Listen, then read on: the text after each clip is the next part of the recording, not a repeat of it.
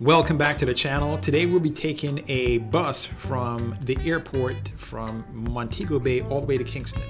And quite frankly, the reason why I made this video is because I had a lot of apprehensions in going to Jamaica and using public transportation, especially when I had my son with me and a whole lot of luggage. So I wanted something safe and secure in order to make that journey.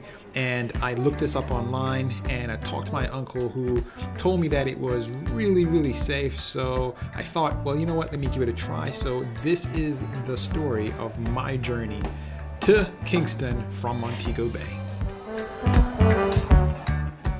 When you exit Montego Bay Airport, this is what you see.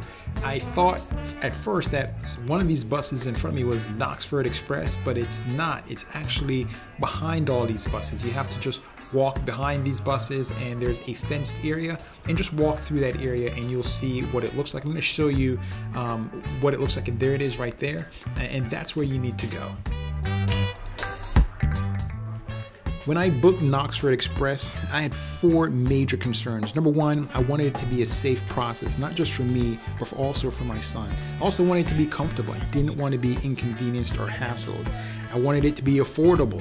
It was $25 per person for the ride, for a 2-hour ride. And also, I wanted it to be convenient. I didn't want to waste a lot of my time waiting for the bus. And it got a check mark on all four criteria.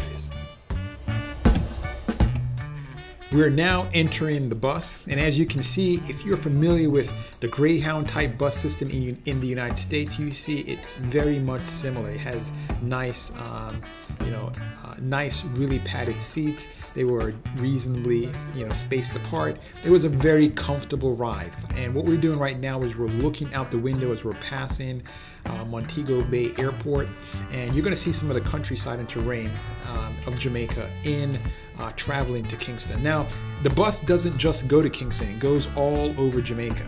So if you want to go to somewhere else, then you can absolutely do so. For the most part, for much of the journey, we traveled along the coast, and this is what it looks like. It gives you, a great, in my opinion, I just love looking out the window and seeing the world pass by, and it was absolutely beautiful. And just to look outside and see the mountains and roads and everything else, and take all that in.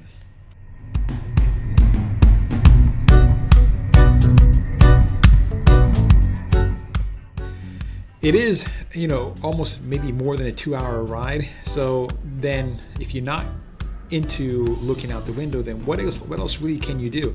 There was a movie that was in the front of the bus. So if you want to take part in that, then bring some headphones with you, and also absolutely make sure you stick close to the front, because if you're in the back, then it's hard to see the movie. The air conditioning vents did not work, neither did the lights. I think the bus driver may not have turned them on. I'm not sure if they're supposed to be on. However, the bus was air conditioned, and it was very cool. It had this step down here so you can put your legs up and get a different position. It also had pockets for you to put loose items.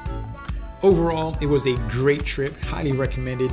Biggest complaint was that the stops we stopped at were Knutsford stops, and they really didn't have great food. I was looking forward to some patty or some jerk chicken or something to get me over. They did give free bottles of water. However, I wish they had better food option. There is a bathroom actually on the bus, so that's a great feature for those who have to go.